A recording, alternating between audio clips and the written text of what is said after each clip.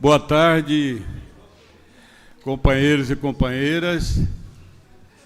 Eu sou Jeremias, venho lá de Mato Grosso, da cidade de Cuiabá, que mês retrasado completou 304 anos.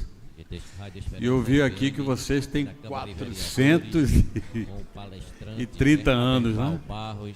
Então, para nós é um prazer.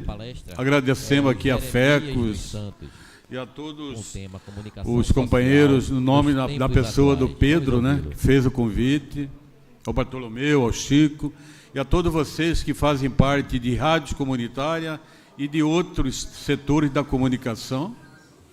É um prazer para nós sermos reconhecidos do trabalho que a gente vem fazendo à frente da Associação Brasileira de Rádios Comunitárias, Abraço Brasil. E quando o Pedro me convidou, eu fiquei preocupado. Eu falei, mas o que eu vou falar para os companheiros e companheiras que têm muito mais experiência de comunicação do que eu, principalmente aqui neste estado, né? E aqui pertinho, tem a primeira experiência de rádio no Brasil. Depois eu vou falar sobre isso. O que eu vou falar para os companheiros e companheiras? Aqui teve o 2º Encontro Nacional das Rádios Comunitárias. Eu não fazia parte do movimento naquela época, mas me parece que foi em 94 ou 95, uma coisa assim. E que depois, em 96, no Encontro Nacional das Rádios Comunitárias realizado na Praia Grande, no estado de São Paulo, foi criado a Abraço Brasil no dia 25 de agosto de 1996. Então eu fiquei preocupado, né? Mas como eu tinha visto na programação que tinha o Aderbal, foi bom, então essa parte de comunicação fica com o Aderbal e eu vou entrar para a história, né? Fazendo o quê? Falando de história, porque na nossa avaliação, o Brasil não tem 100 anos de rádio, hoje 101. Na nossa avaliação, o Brasil não tem, aliás, o mundo não tem só 120 e poucos anos de rádio. E o mundo e o Brasil precisam reescrever a história. Primeiro, nós precisamos considerar que a primeira experiência de rádio no mundo foi em São Paulo, através de um padre, né, um padre inventor, um padre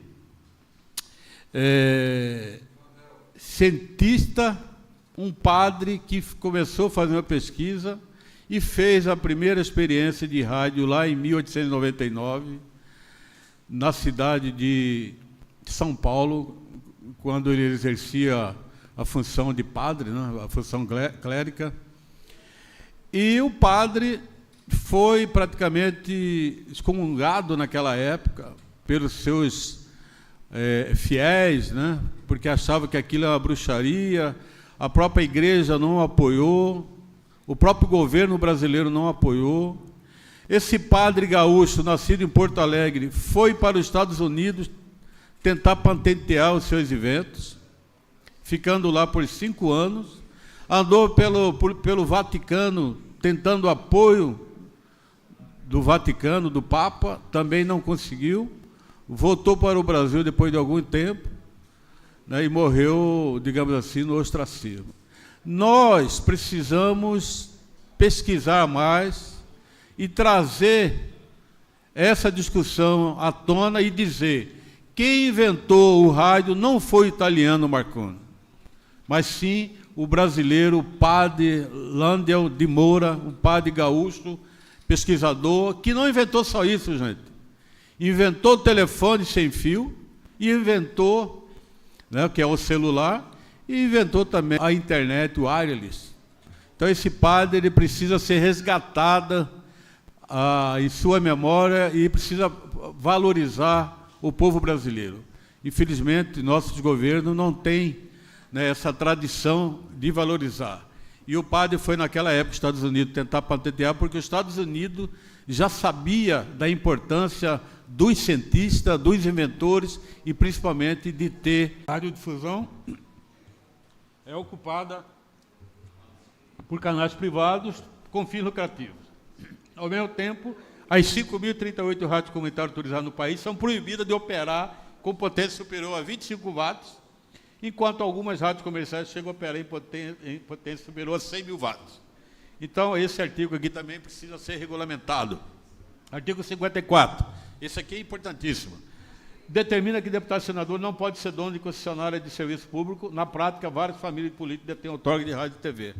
São esses artigos que até hoje não foi regulamentado. E quando a esquerda, quando alguém da esquerda fala, nós precisamos regulamentar os artigos da comunicação social na Constituição Federal, vocês já viram o que a Rede Globo, a Bandeirante, todos eles falam? Aí, ó, tá vendo? Estão com censura, já querem nos censurar. E não tem nada a ver.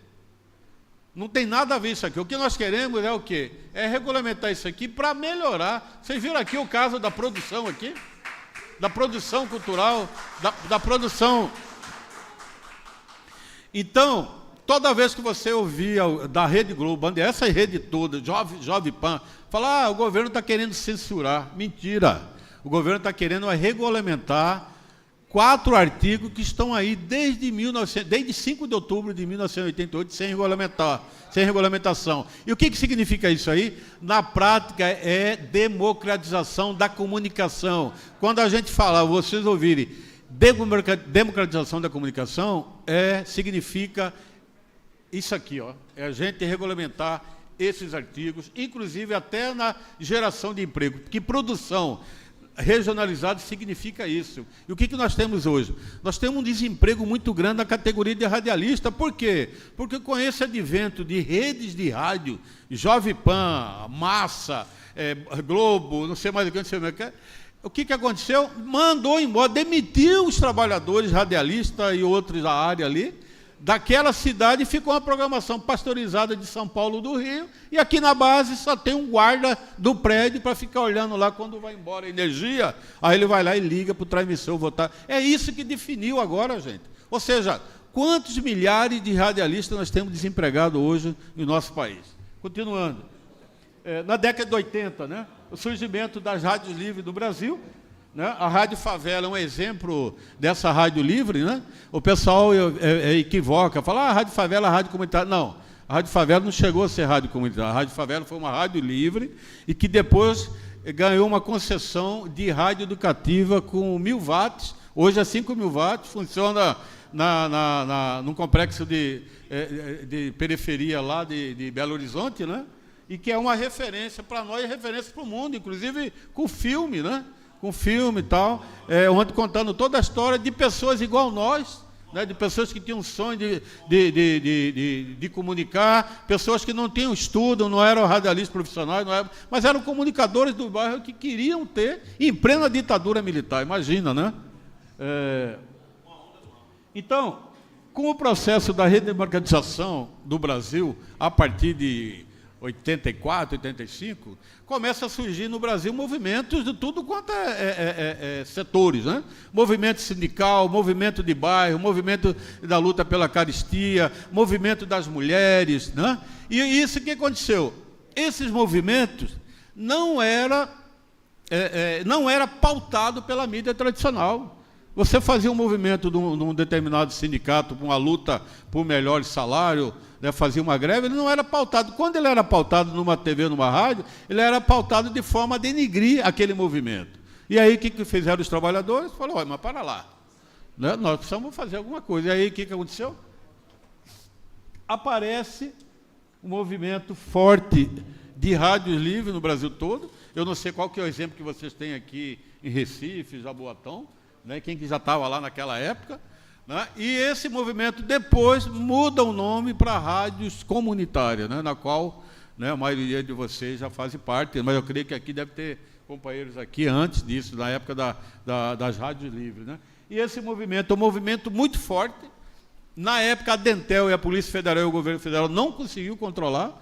Diz alguns companheiros aí, dinossauros do movimento, que nós chegamos a ter mais de 20.000 equipamentos, né? Eu acho que o grande processo revolucionário de tudo isso aí foi quando fabricaram equipamento de baixíssima potência e com preço acessível, onde nós podíamos fazer cota e comprou equipamento, né, com a ajuda de outras entidades organizadas, e aí colocamos, né, esses equipamentos no ar. Então, essa foi eu acho que foi esse surgimento do processo de redemocratização e com essa fabricação de equipamento de baixa potência, com poder, com preço mais aquém, né, começou, né, e aí alguns companheiros falam que nós chegamos a ter mais de 20 mil rádios comunitárias livres ligadas no nosso país. Que mais? Vamos para outra. Bom, na década de 90, 91, né, surgiu o Fórum Nacional pela Democratização da Comunicação, o FNDC, que é justamente para fazer a luta, para regulamentar aqueles quatro artigos da Constituição.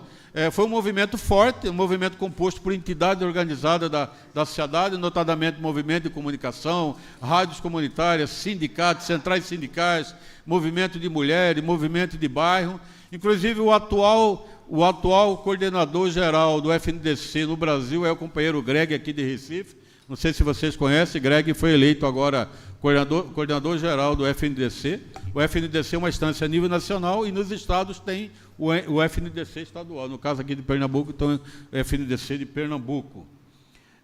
Esse fórum ele vem para canalizar as pautas de luta, né? Porque tudo que a gente faz, de cada movimento que a gente faz, no final alguém vai falar, poxa, nós precisamos de meio de comunicação. Você vai no outro movimento, a mesma coisa. Então, a gente precisa canalizar todas essas demandas no sentido da gente democratizar a comunicação no nosso país e, logicamente, conseguir, né, a pauta do nosso movimento. Então, tá. Aí nasce, no dia 25 de agosto de 1996, na cidade de Praia Grande, nasce a Abraço Brasil, na Associação Brasileira de Rádio Comunitária, né, para lutar pela democratização da comunicação e, principalmente, para lutar por uma legislação melhor, né? E a nossa pauta principal na época era transmissor, olha só, transmissor de 250 watts, na hora que a lei é aprovada, aprova 25 watts, só 0,25 watts, 3 canais por município, na hora que aprovaram só um canal por município. Então, Jaboatão, por exemplo, tem 3 rádios otorgadas, né? Cuiabá tem 4. Imagina, de vez em quando tem um lá que vem de 100 watts, né? Nós de 25, o cabo vem de 100 watts. Você imagina a treta que fica, né? E acesso à verba pública em mídia. Aqui está o grande gargalo, né? Porque eu posso dizer para vocês aqui, se as rádios comunitárias tivessem grana, federal, estadual e municipal, e principalmente municipal, né? Nós podíamos ter, no mínimo, 6 empregados contratados com carteira assinada dentro de uma rádio.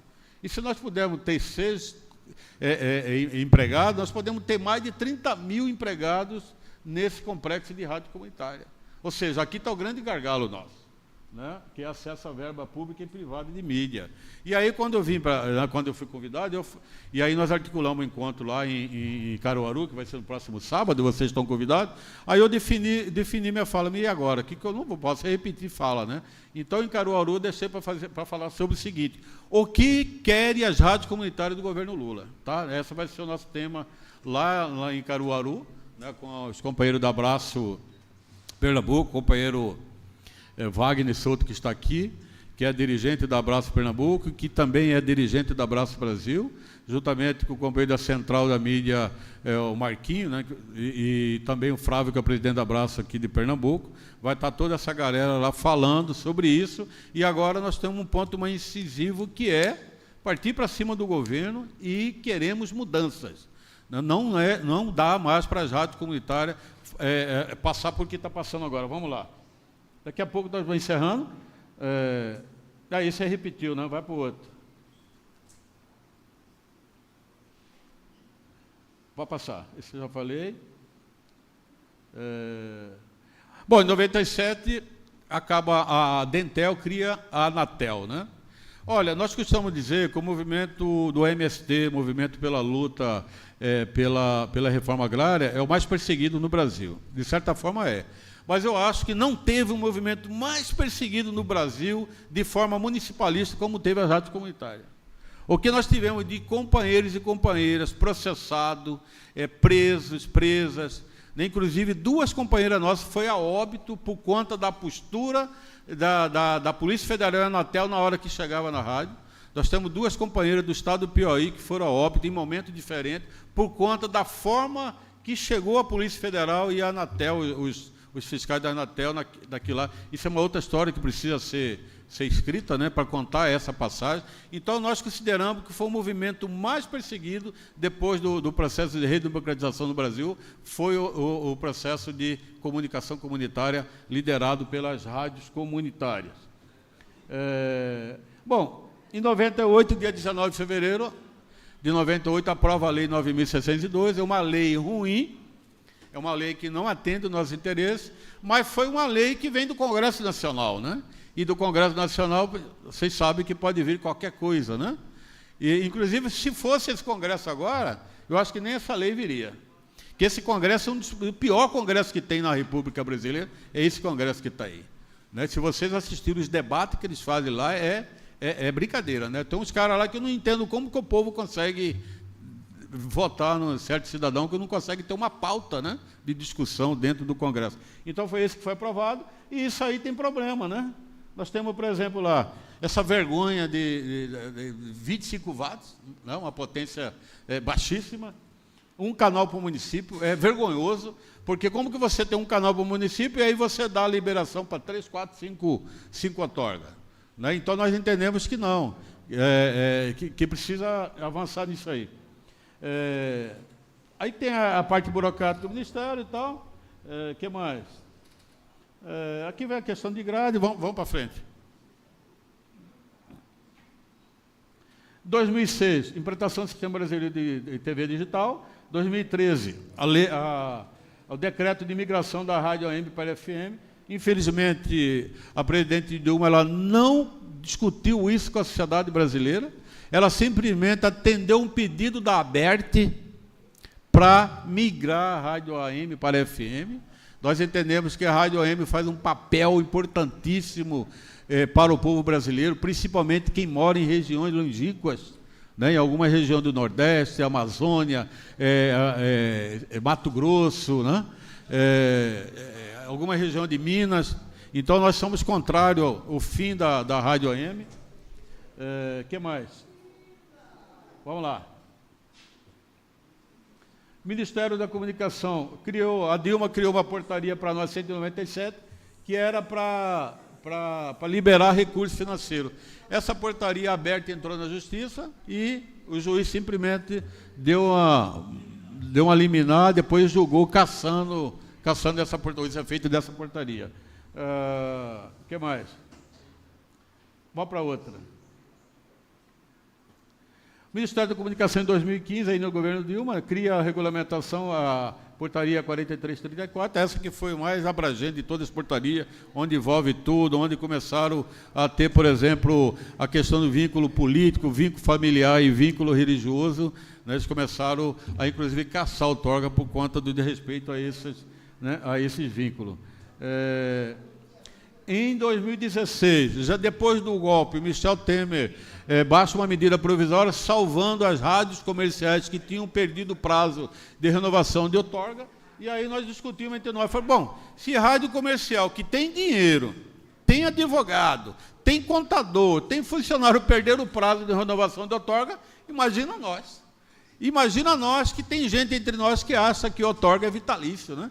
De vez em quando o pessoal livre, o pessoal está falando que tu precisa renovar a sua outorga. Não é vitalício para outorga? Eu falei, não, meu amigo, isso aí era 2 anos, depois foi para 10 anos.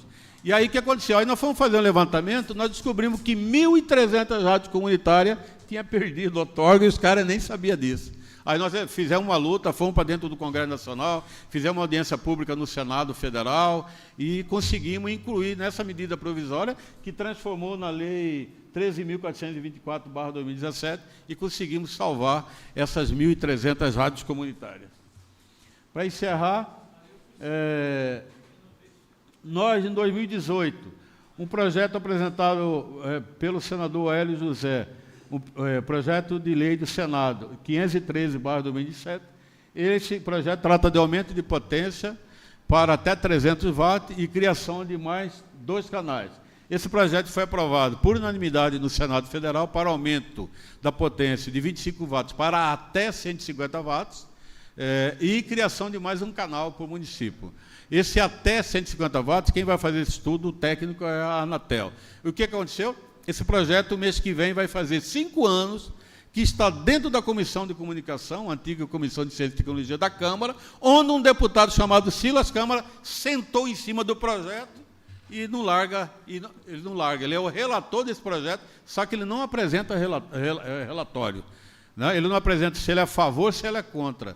Ou seja, isso é uma das lutas que nós estamos fazendo agora para criar a frente parlamentar em defesa das rádios comunitárias no Congresso Nacional, justamente para a gente ter uma alcunha lá dentro. Não pode um deputado federal achar que ele é maior que a República. Não pode um deputado federal não cumprir o regulamento interno da Câmara, do funcionamento das comissões. Não pode um deputado federal, porque é dono de rádios educativas na região da Amazônia, no estado da Amazônia e no Acre, é proprietário de várias rádios educativas, sentar em cima, a mando da ABERT e da Abratel, 2 entidades contrárias às rádios comunitárias, e o cara não apresentou o relatório, ele precisa se decidir. Não tem problema dele apresentar o relatório contra nós.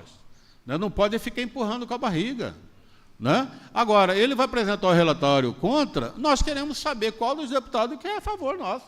Porque não dá também, dos deputados federais, senadores e outros, ficar usando a tribuna das rádios comunitárias, dizer que apoia a rádio comunitária, mas nunca tem um projeto de lei para a gente ver qual que é o comportamento dele. Porque é na hora do voto que você sabe quem que é quem. Não é uma coisa o cara ocupar a tribuna, vai lá no teu programa, olha, eu sou isso, Pedro, porque eu apoio você, não sei o que e tal. E na hora do voto, qual que é o seu voto? Então nós queremos que esse cidadão que é relator, que ele apresente o relatório, não importa se ele for contra. Nós queremos saber do restante dos parlamentares, se são a favor ou contra, porque aí nós vamos... Né? Começar a desmascarar, vamos fazer nossa campanha. Ué, por que não usar um spot na rádio, a nível nacional, denunciando os deputados que votam contra nós? Qual é o problema da gente fazer política também? Né? Então, esse projeto está lá, esse projeto melhoraria... por exemplo, lá em Cuiabá, nós não queremos aumento de potência, nós já temos 4 rádios. Se aumentar para 150 watts, acabou lascou tudo, né? Mas nós queremos mais um canal. Pode de 4, pelo menos, né, 2 vai ficar num canal e 2 no outro, já dá uma melhoradinha, você já consegue uma área de abrangência maior. Né? Agora, para quem está numa região amazônica, para quem está numa cidade aqui do Nordeste afastada, tal, 150 watts vai ser de bom tamanho. Né? Aqui tem outros projetos que tratam, né, isso aqui é importante para nós. Resolução 721, de 11 de fevereiro de 2020. A Anatel, sem discussão com ninguém, baixou essa resolução, colocando as rádios comunitárias na faixa estendida. Eu acho que todo mundo aqui já sabe o que é a faixa estendida. Né? O Brasil, com a migração da AM para a FM, sobrou uns canais no DAIO, né? da frequência modulada, ampliou esses canais. Agora não começa mais de 87,9, os novos rádios fabricados começam no 76,1, vai até 108, só que colocaram nós aqui, 87,5, 87,7. Eu pergunto, tirando o celular que vocês têm aí, vocês têm rádio nas suas casas que pega essa frequência? 87,5?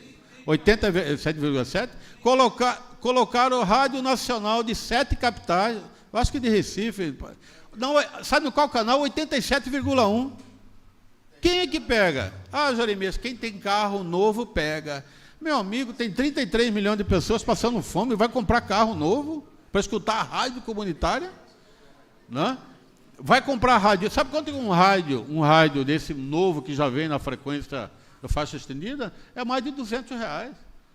No povão que ouve nós vai ter dinheiro, tem dinheiro para comprar rádio. Então, nosso pedido, o deputado federal Afonso Florencio apresentou esse PDL, que é um projeto de decreto legislativo. Conseguimos ter uma vitória lá por unanimidade dentro da Câmara, esse projeto.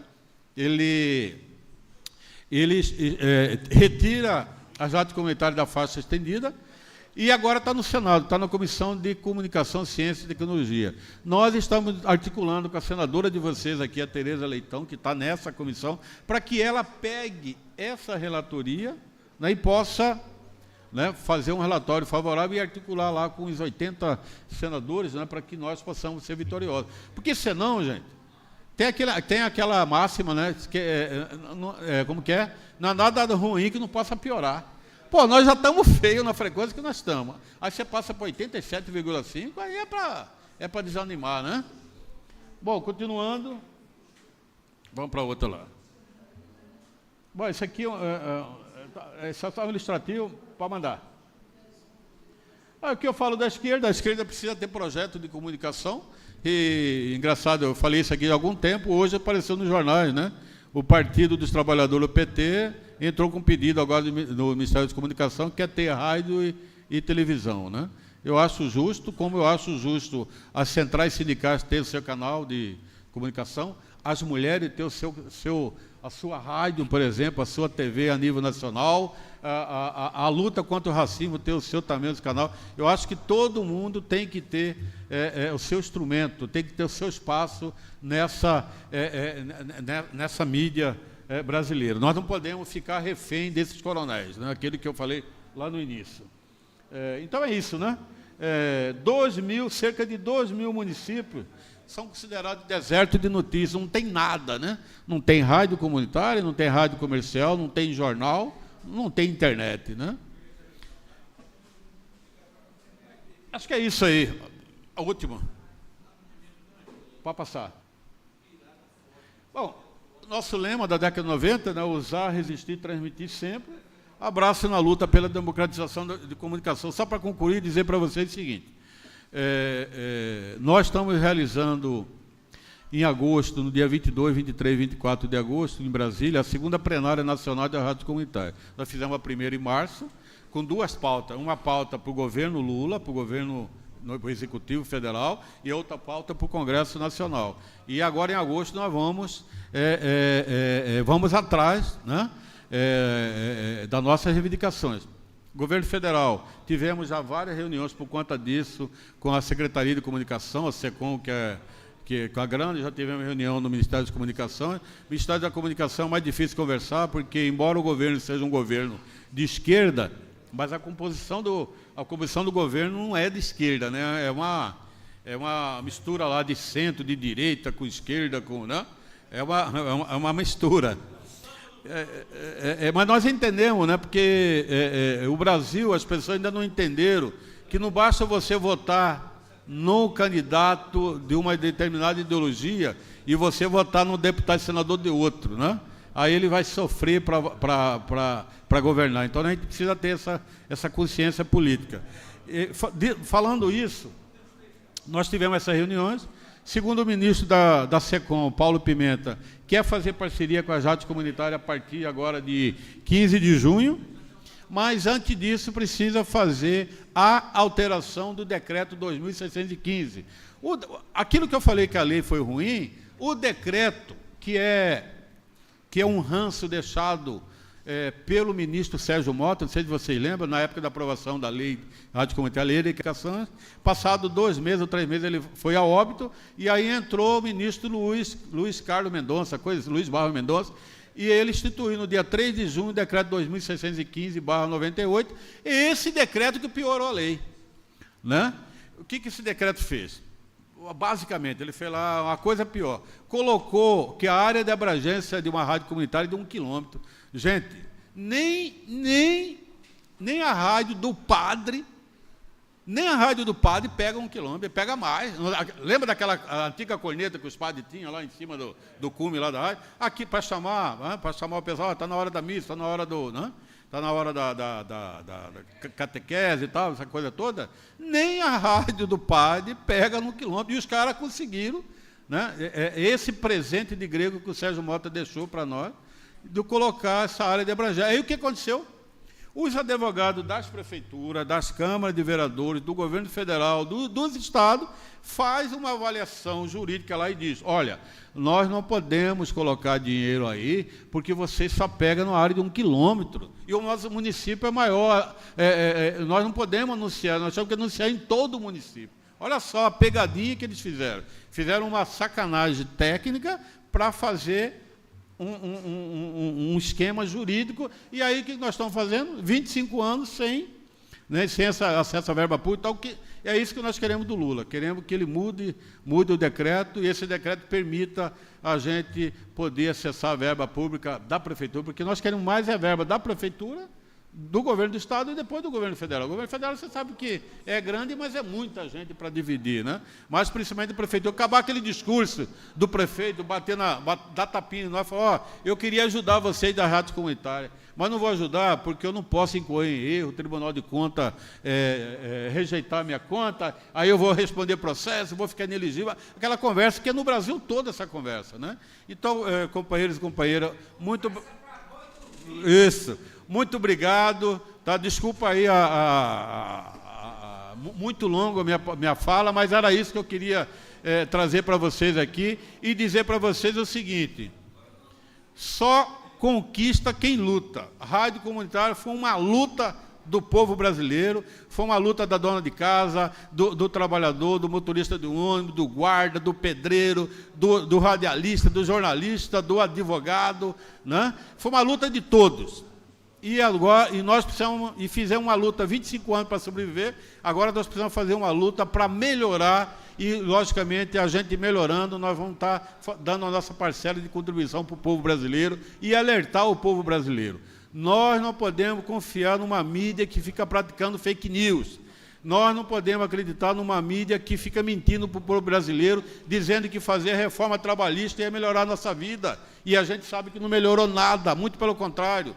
Nós não podemos acreditar numa mídia que disse para nós de que reforma previdenciária ia melhorar a vida para o povo brasileiro. E, no entanto, nós sabemos que os nossos filhos vão ter dificuldade para aposentar no futuro. Então, nós temos que fazer isso. Nós temos que estar comunicando com o nosso povo, mas não esquecer que nós precisamos fazer a política no sentido da gente melhorar cada vez mais o futuro das rádios comunitárias. Obrigado.